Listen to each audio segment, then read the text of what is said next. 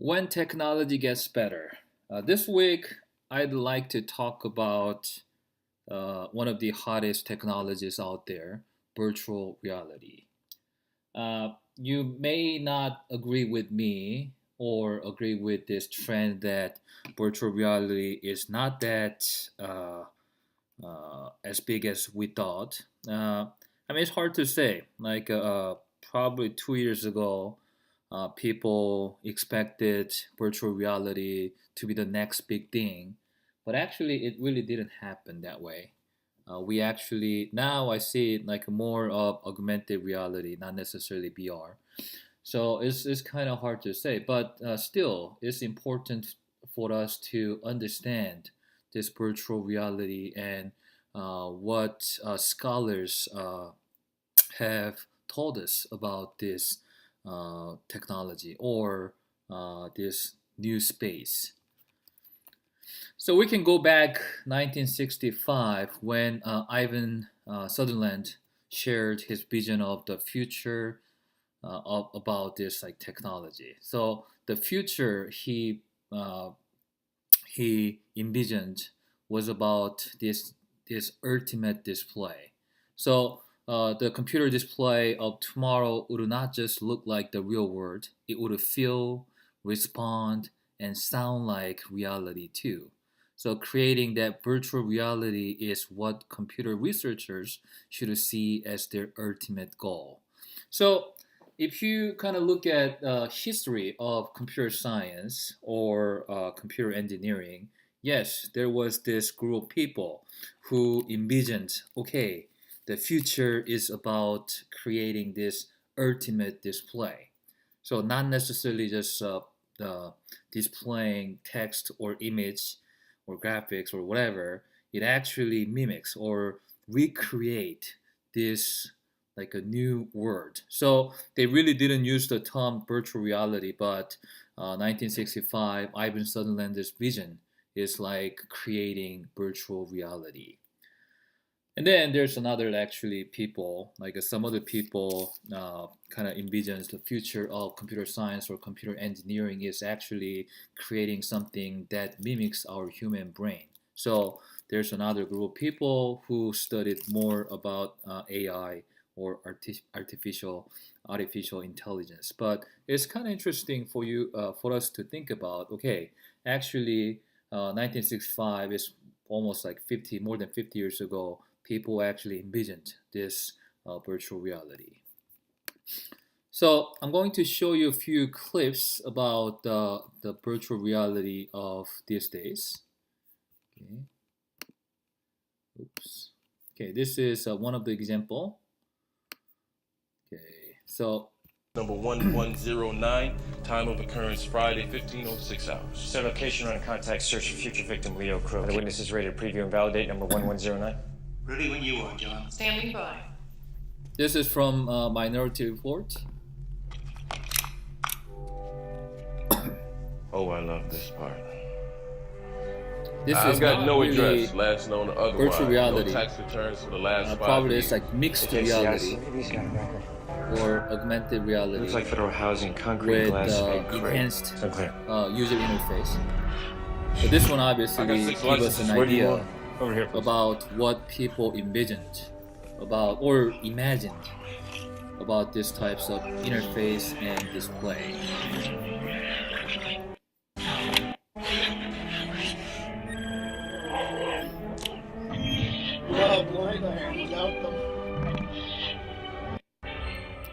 Okay, that's about kind of like display. Okay, and then this was same thing like a head up this better head up display that implemented in the car industry.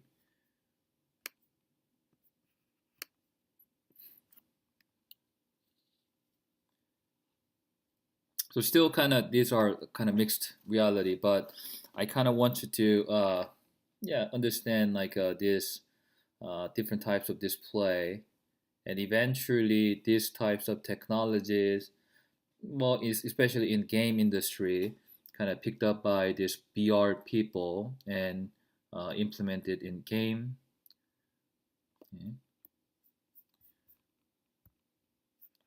And this is an example of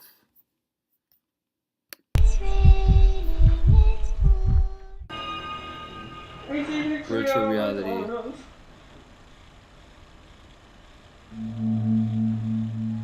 So headset, and it gives you that zero friction pad or frictionless pad that allow you to wander around. So now obviously this frictionless pad allows user to experience this virtual reality like with this enhanced movement.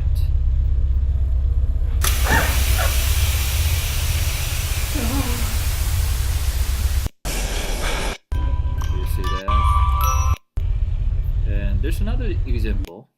Oh, okay, this one actually probably I cannot find it, but virtual reality pad or station first person shooter. I might be able to find that. Oh, this one actually. The Virtuix Omni is here, and it's ready to take over your living room. So let's see this. Omni is a device that promised full-on multi-directional immersion in your favorite games by combining a custom treadmill and the Oculus Rift virtual reality headset. Early promo videos showed people playing Team Fortress 2 and Skyrim like they were really in the world, and gamers unanimously shouted, "Do want!" While the Virtuix Omni was all like, "Chill, babies. You'll have it soon." Well, that day is today. For the next 46 days, Virtuix Omni has a Kickstarter campaign going, and it's already surpassed its initial phony indifference assault that keeps you can from take a falling look at over. this. The Omni has no... This one was kind of funny because people kind of, especially in this promo video, like this user or player run and jump. So it was kind of funny to watch this, but well, actually, let's watch this. Really cheap. The way it works is, unlike traditional treadmills, the Omni has no motor or moving parts. It's essentially just a plastic dome and a belt that keeps you from falling over. The walking area of the Omni is a hard plastic bevel with ridges and grooves dispersed. The walking area of the Omni is a hard plastic bevel with ridges and grooves dispersed throughout. But anyways, so this is kind of a virtual reality of now. This obviously gets better and better. So because of this improved technology, maybe people enjoy virtual reality games more. Okay. So now, reality versus virtual reality. So I want you to kind of remember this. You probably remember this book, Reality is Broken by Jane McGonigal. And at the beginning of her book, she actually quoted Professor Edward Castronova, and she quoted him from his book Exodus to the Virtual World. So this is the book, Exodus to the Virtual World.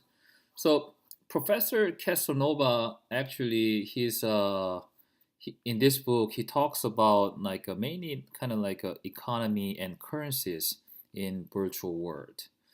But here, let's kind of try to read this together. Okay. So anyone who sees a hurricane coming should warn others. I see a hurricane coming. Over the next generation or two, ever larger numbers of people, hundreds of millions, will become immersed in virtual worlds and online games. While we are playing, things we used to do on the outside in reality won't be happening anymore or won't be happening in the same way. You can't pull millions of person hours out of a society without creating an atmospheric level event. If it happens in a generation, I think the 21st century will see a social cataclysm larger than that caused by cars, radios, and TV combined. The exodus of these people from the real world, from our normal daily life, will create a change in social climate that makes global warming look like a tempest in a teacup. So I kind of want you to uh, try to digest what Professor Edward Castronova just wrote here. Okay. And let's go back. Okay. So now, I mean, I have series of questions like, is game for escapist? Okay. So you don't have to answer this on discussion board, but how often do you escape to game from real life?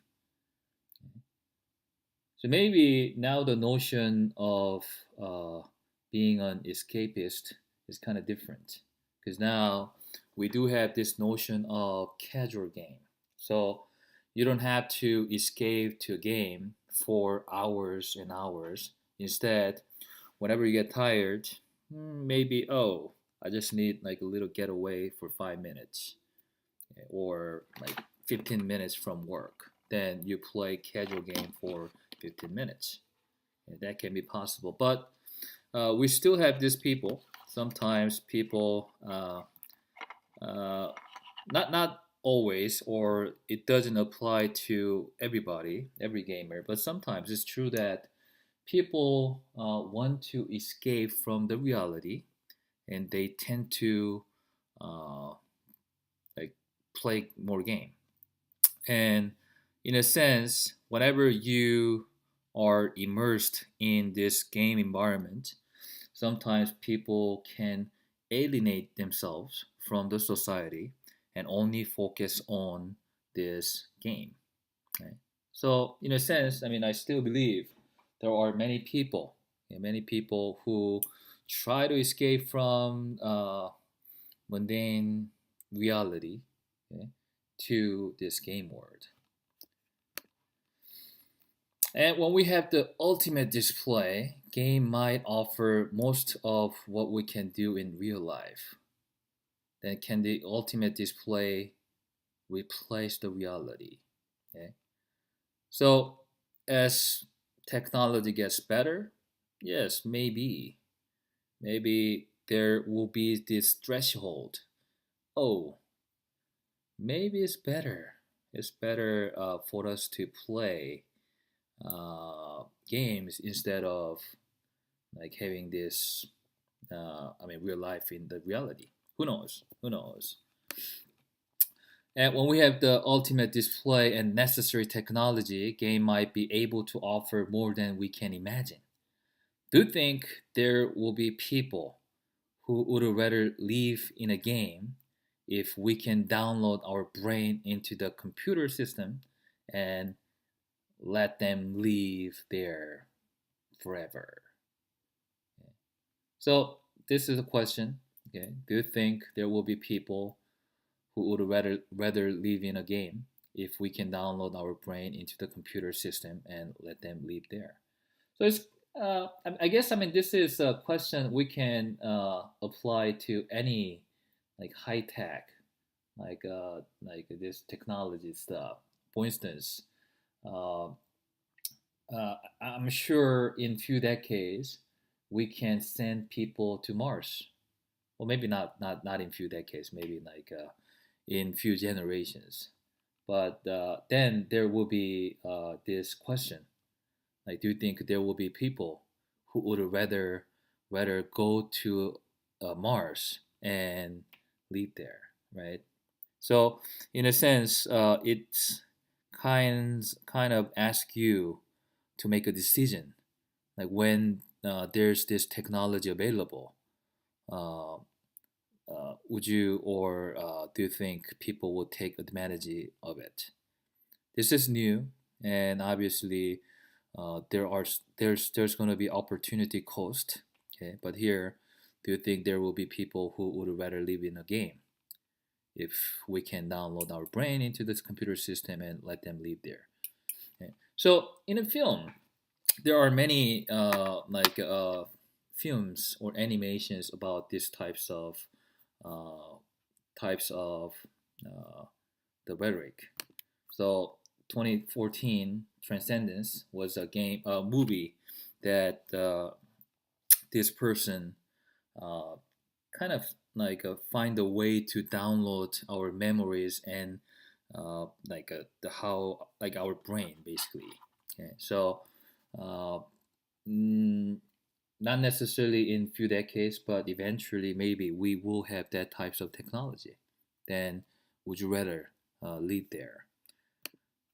And other things we can think about actually, you can think about that popular animation. Uh, what is that? Matrix. So instead of using the movie, actually, if you have an opportunity to watch Matrix animation, yeah, I'm talking about Matrix animation, it actually gives you more idea about that rhetoric. This Matrix animation actually started with a philosophical question, like mad scientist. Like one day, like what if like a mad scientist like took your brain and put your brain into the solution, so your brain still functions and think we're living in this real life, but actually you are the brain in the solution that the mad scientist prepared. Okay, so there's another like a Chinese philosopher. Like sometimes there's Chinese philosopher who mentioned uh, in his dream he became a butterfly, and then he wakes up and questions himself, oh, is it me who dreamed about being butterfly, or is it am I a butterfly who dreamed becoming this human? So this is basically a question about the reality and between reality and this fantasy world, or how to say virtual reality. So this is kind of interesting question we can apply in this situation. So going back to the question, okay, do you think there will be people who would rather live in a game if we can download our brain into the computer system and let them live there? And then I want you to kind of think about like, would you live in this virtual reality, okay, if there's an opportunity?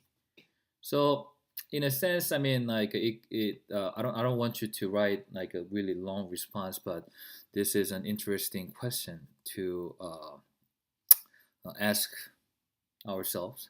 Okay, so what's the distinction between reality and virtual reality, and uh, how we would respond to this technology when this technology offers more than what we can get in the real world.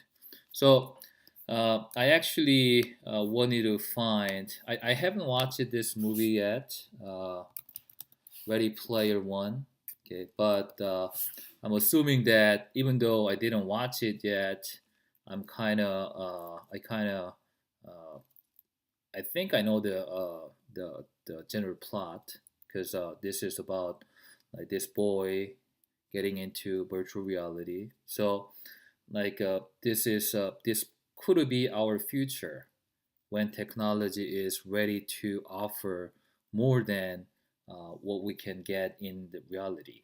Okay, so try to think about that. So if you actually if you have an opportunity to watch this, I mean, like maybe you can think about like your own choice. Okay, I have this crappy life, day in day out, but this in virtual reality game, okay, uh, I can have a lot better.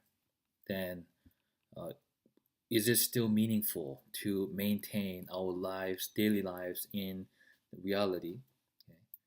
Or would it be better just to go to the virtual reality and live there? And another thing that I want you to think about along with this technology, okay, okay. So you can think about this body body modification. I have these two examples. Okay?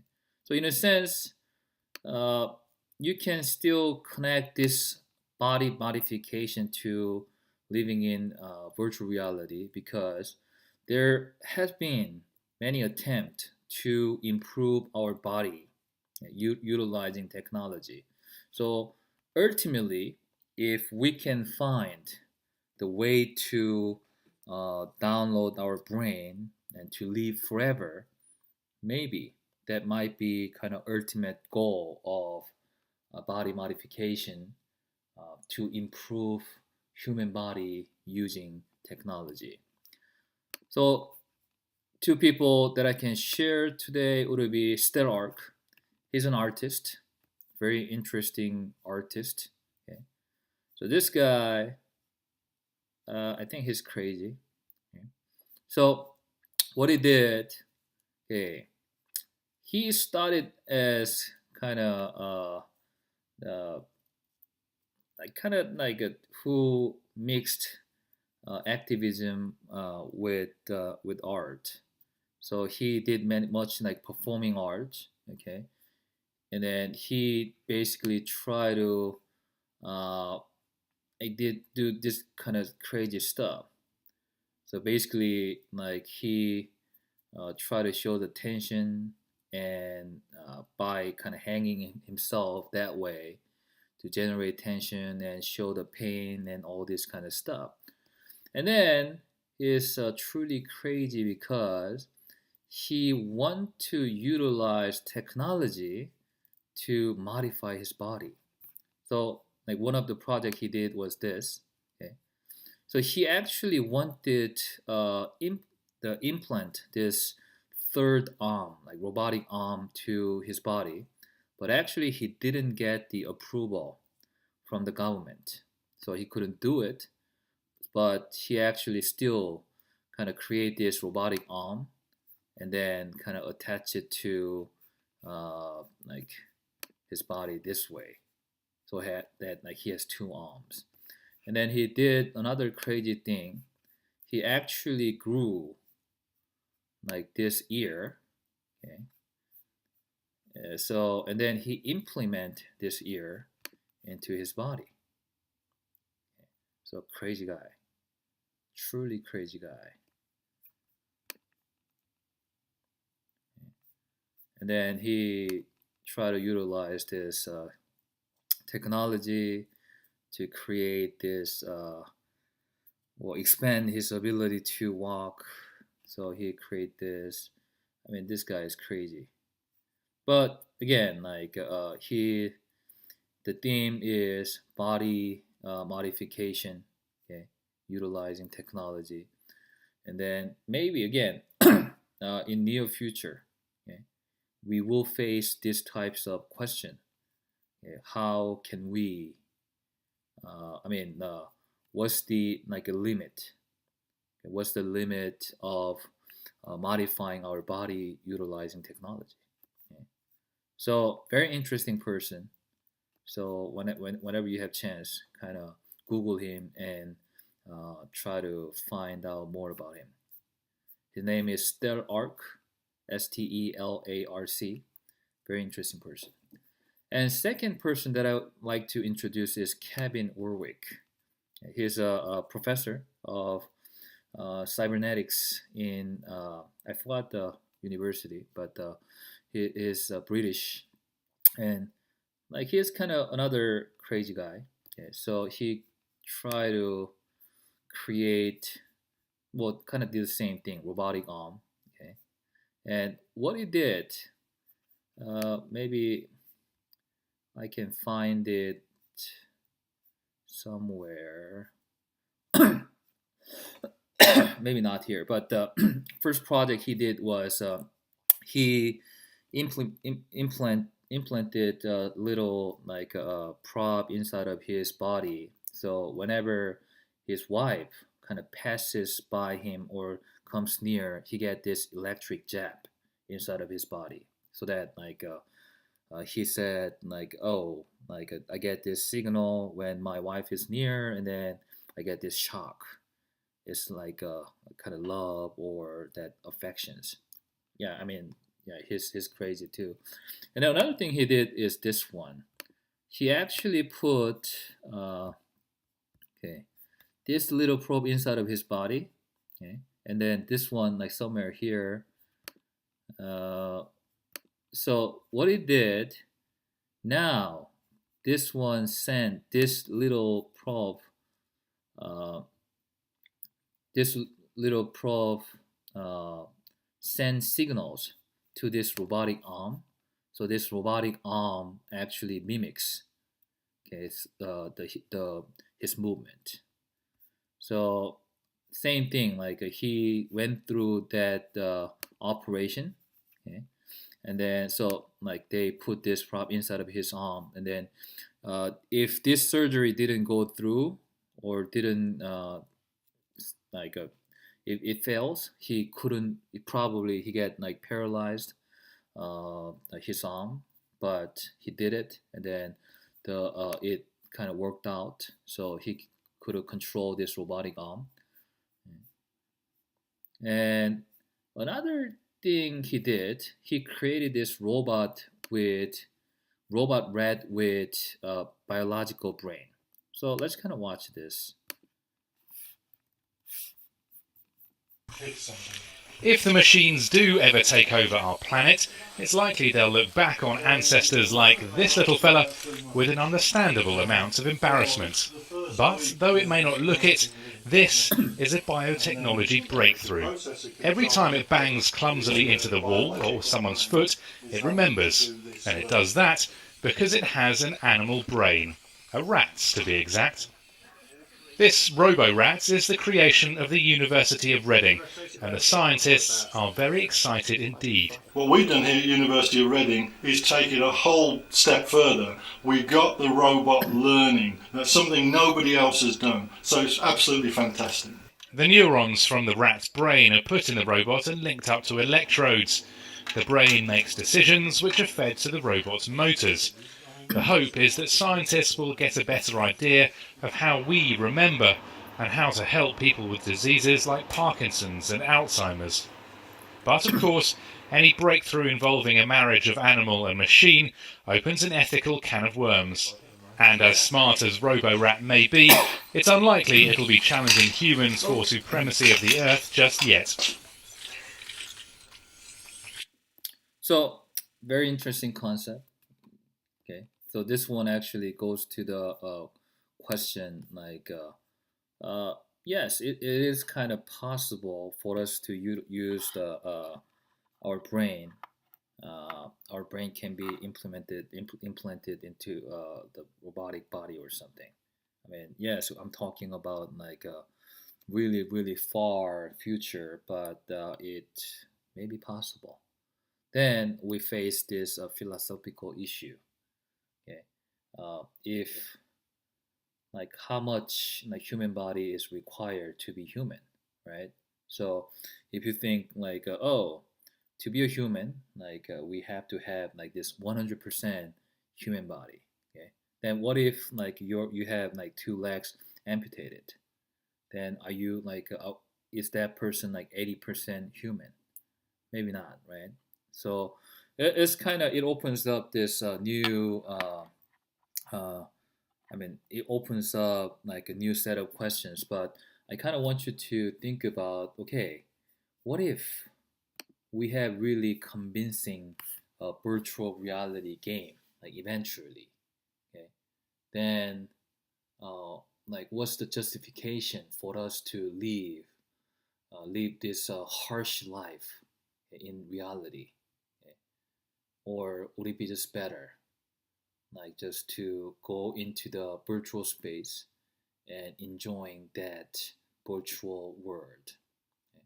So that's kind of my question. So I kind of want you to again think about this virtual reality issue, and I try to cover various topics in this short lecture. But I want you to think about that. Like, okay, there will be a point, okay, where we get actually very convincing virtual reality, and that can offer more than what we experience in this real world, then would people take advantage and go into virtual world as uh, as Professor Edward Castronova once wrote, there's mass exodus to the virtual world. All right, that's pretty much it for today, and I will look forward to your responses. Thank you.